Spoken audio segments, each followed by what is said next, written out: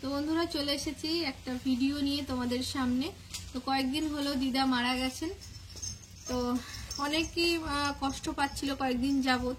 তো সেই কারণে মারা যাওয়ার পর আমরা কিছু কিছু ভিডিও করে রেখেছিলাম। তো ভিডিও রাখলে ফোনে কোনো না কোনো সময় হারিয়ে যেতে পারে, কিন্তু ভিডিওর মাধ্যমে রাখলে সেই জিনিসটা থেকে যাবে আমাদের মনে চিরদিন। যেহেতু তোমরা জানো দিদা আমাদের কাছে ছিল, অনেক বার হসপিটালাইজড হয়েছে, তারপর আমরা অন্য জায়গায় নিয়েও গেছিলাম ডাক্তারখানায়। তো সেখান থেকে বাড়িতে আনার পর কয়েকদিন পরেই মারা গেছেন উনি। তো সেই মারা যাওয়ার পর তারপর চতুর্থীর কাজ হয়ে গেছে। তো সেই সময় কিছু কিছু ভিডিও তুলে রেখেছিলাম, ভিডিও ক্লিপ সেই সব দিনের। তো সেগুলোই আজ তোমাদের সামনে নিয়ে আসবো, তোমরা অবশ্যই দেখতে থেকো আর পুরো ব্লগটার সঙ্গে থেকো। আমরা ভেবেছিলাম যে ভিডিওগুলো আর দেব না, কিন্তু পরে ভাবলাম না, ভিডিওগুলো রেখেও তো অনেক সময় ভিডিওগুলো আর পাওয়াও যাবে না। তো এইগুলো যদি থাকে তো স্মৃতি হিসেবে থাকবে, আমাদের কাছে থাকবে যে মানুষটা ছিল, তার চলে যাওয়া, তার চতুর্থীর কাজ যেগুলো আমরা সচক্ষে দেখেছি, সেগুলো অনেক দিন পরে গিয়ে নিজেরাই মানে একটা অনুভব করতে পারবো যে এই জিনিসগুলো হয়েছিল। তো সে কারণে আজকে ব্লগটা দেওয়া। তো পুরো ব্লগটা তোমরা দেখতে থেকো আর সঙ্গে থাকো। তো বন্ধুরা, এই দিনটাই দিদা মারা গিয়েছিল, তো সেখানেই এখানে মাসিরা সবাই আছে। আর যেহেতু রাত্রে মারা গিয়েছিল, প্রায় রাত বলতে সন্ধ্যে 7:30টার দিকে মারা গিয়েছিল। তারপর সেখান থেকে ছোট মাসি আরও কয়েকজন মানে যারা দেখবে তারা সকালে আসার জন্যই দিদাকে রেখে দেওয়া হয়েছিল। আর এখানে দেখো মাসি চলেও এসেছে। তবে মাসি জানতো না যে তার মা মারা গেছে, অসুস্থ ছিল জানতো, কিন্তু এসে দেখার পর মাসি খুবই কষ্ট পেয়েছিল। তো যাই হোক, মা সে তো সব থেকে প্রিয়। আর বাড়ির পাশাপাশি দিদাকে পোড়ানো হয়নি, সরাসরি বৈদ্যুতিক চুল্লি, দেখো বৈতরণী বলে এখানে লেখা আছে, ক্যানিংয়ে, আমাদের বাড়ি থেকে অনেক দূরে। সেখানে আমি আর যাইনি, যেহেতু আমার মাম্মাম ছিল বাড়িতে, ওকে নিয়ে আমি বাড়িতে ছিলাম আর সবাই গিয়েছিল। এখানে মামা আর মা, ওরা 4 বোন, তো ওরা একসঙ্গেই এই যে মুখাগ্নি বলে, তো এটাই করছে। যেহেতু বৈদ্যুতিক চুল্লি যেখানে, ওখানেই ওরা এই কাজগুলো করতে হয় ব্রাহ্মণ দিয়ে, তো সেই কাজগুলোই করছিল। তো বন্ধুরা, 4 দিন পর চতুর্থীর দিন চলে আসলো। আর এখানে দেখো আমাদের যে কীর্তনীয় দল, তারাও চলে এসেছে সকাল সকাল।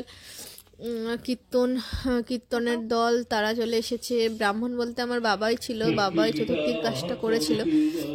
আর এখানে দেখো দিদার ঘর, আর পাশে এখানে দিদার চতুর্থী অনুষ্ঠানের ব্যবস্থা করা হয়েছিল।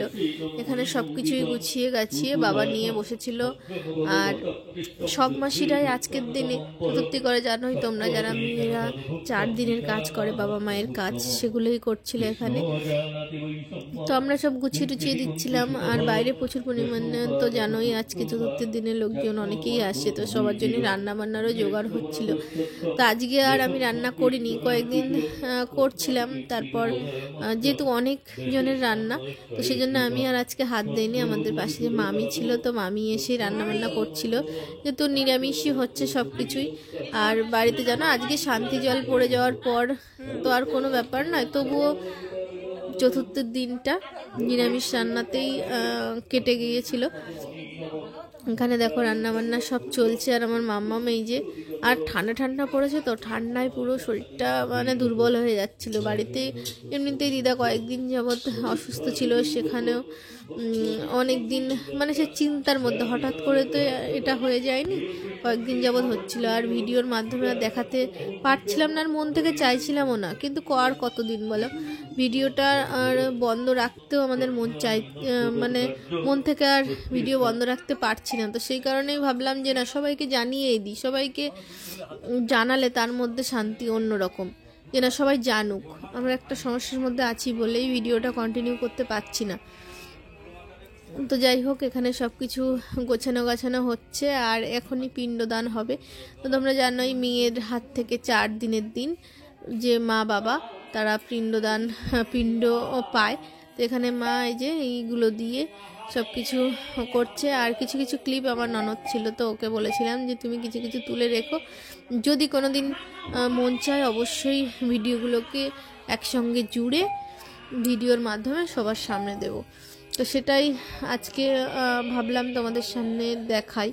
তো কী হচ্ছে, আমরা তো বাড়িতেই করছিলাম, আর এখানে যেন দিদা আর মামা প্রায় 8-9 মাস যাবৎ আগে এসেছিলো, 8-9 মাস আগে এসে তারপর অসুস্থ ছিল, মোটামুটি অসুস্থ ছিল। তারপর প্রচুর পরিমাণে অসুস্থ হয়ে যাওয়ার পর হসপিটালাইজড করা হয় একবার, তারপর নার্সিংহোমে নিয়ে গেলে নার্সিংহোম থেকে প্রায় ফেরত দিয়েই দেয়। তো ফেরত দেওয়ার পর বাড়িতে এসে 2-1 দিন ছিল, তারপর দিদা মারা গিয়েছিল। তো যাই হোক, আমরা এখানে বসে আছি এখন, যেহেতু পিণ্ডদানের পর প্রণাম করতে হয় বাড়ির সবাইকে, তো আমরা এখানে বসেছিলাম। আর ভিডিওটা যেহেতু অনেক দিন আগেই করা, তো সেজন্য ভয়েস ওভারটা দিতে হচ্ছে। সেই সময় তো আর ভয়েস ওভার দেওয়ার মতো মানসিকতা ছিল না, ভিডিওটা করার মতো সেই মনের সাহস ছিল না। তবে জিনিসগুলো করে রাখলে পরে দেখতে পাবো, সেটাই। তো যাই হোক, এখানে পিণ্ডদান করা হয়ে গেছে, সবাই প্রণাম করছে। প্রণাম করার পর তারপর পিণ্ডটাকে জলে দেবে। আর পিণ্ড জলে দেওয়ার সময় নাতনি সবাইকেই যেতে হয়, যেহেতু তোমাদের দাদাভাই বাড়িতে ছিল না, ওর স্কুলে পরীক্ষা চলছে, তো সেই জন্য ওর জন্যে অপেক্ষা করা। সবাই অপেক্ষা করার পর অনেক পরেই তোমাদের দাদাভাই আসলো স্কুল থেকে, ওর পরীক্ষার শেষে। তারপর সবাই মিলে পিণ্ডদানের উদ্দেশ্যে পুকুর পাড়ে গেল।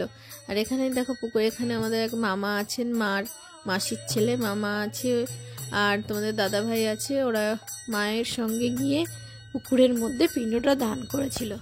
তো পিণ্ডদান করার পর যারা নতুন জামাকাপড়, নতুন বস্ত্র দিয়েই তোলে সবাইকে, যেহেতু মায়ের অসুচ কেটে গেল, তো সেই জন্যই নতুন বস্ত্র পরে তারপর স্নান করে নতুন বস্ত্র পরে বাড়িতে যেতে হয়। তারপর সমাজের খেতে দিতে হয়। সমাজ বলতে আমাদের গ্রামে যেন এক একটা পাড়া নিয়ে, আমাদের যে কোনো অনুষ্ঠান এক একটা পাড়া নিয়ে সেই সব মানুষদের খেতে দিতে হবে, তারপর সমাজে ওঠা হয়। তো সেই সব কাজ, যেহেতু চতুর্থীর কাজ আমাদের অসুচ কেটে যায়, তারপর সবাইকে নেমন্তন্ন করে খেতে দিতে হয়, মাকেই খেতে দিতে হয়, তারপর অসুচটা কাটে। তো যাই হোক, আমরা এখন এই যে তোমাদের দাদাভাই, আমাদের পুকুরে না প্রচুর পরিমাণে কুচো শামুক, তো সেই শামুকে পা কেটে যাওয়ার একটা ভয় আছে, তো সেই জন্যই ওরা, আর এমনিতেই যেন ঠান্ডা কেমন পড়ে গেছে, এই যে ওরা সবাই এখানে পিণ্ডদান করার জন্য এখানে জলের মধ্যে গেছে। তারপর পিণ্ডদান করে জলে ডুব দিয়ে সবাই উঠে আসবে। তো যাই হোক, এখানে দেখো পুকুরের জল অনেকটাই ছিল, আর সবাই হাঁটছে, তো পুকুরের জলের অবস্থা প্রচুর খারাপ, দেখেই বুঝতে পারছি। এই পুকুরে আমাদের খুব একটা স্নান করা হয় না, জল তুলেই স্নান করা হয়।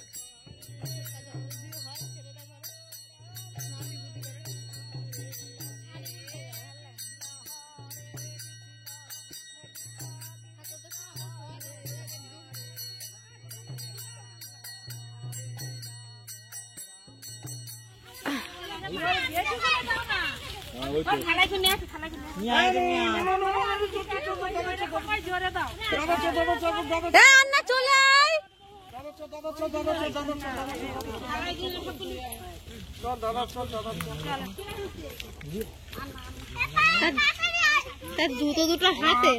এখানে দেখো মা মালসা পড়তে বসে গেছে, যে 3টে মালসা পোড়ানো হয়নি, সেগুলো মালসায় জল দিয়ে চাল দিয়ে পুড়িয়ে আর জলে দিতে হবে। তো সেই জন্যেই এই কাজগুলো মাকে করতে হবে। তো শেষ দিন, যেহেতু চতুর্থীর দিন শেষ দিনই হয়, তো কাজ কমপ্লিট হয়ে গেছে। আর এখানে দেখো সবার রান্নাবান্নার জোগাড় চলছে, এখানে রাঁধুনি রান্না করতেও বসে গেছে, কিন্তু অনেকজনের রান্না, 150 লোকের প্রায় আয়োজন হয়েছিল।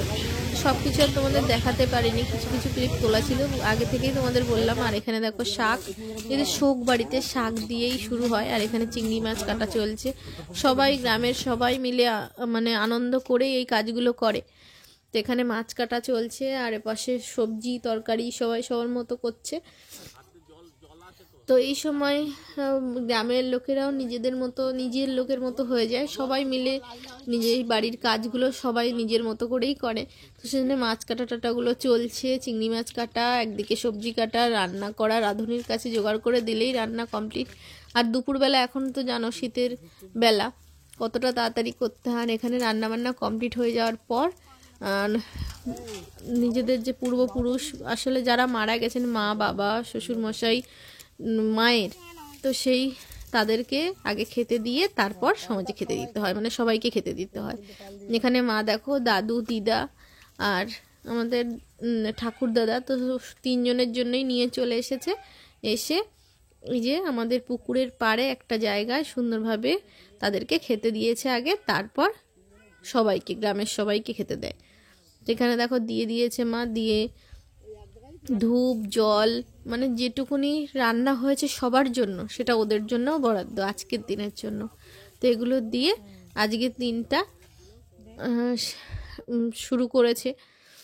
আর এখানে দেখো আমার মাম্মাম ভাত দেওয়ার জন্য বায়না করছিল, আমি বারণ করছিলাম। তো যাই হোক, আমাদের জামাই আমাদেরকে দিচ্ছিল, দেওয়া থাওয়া করছিলো, যেহেতু ক্যাটারিংটা ভালোই পারে।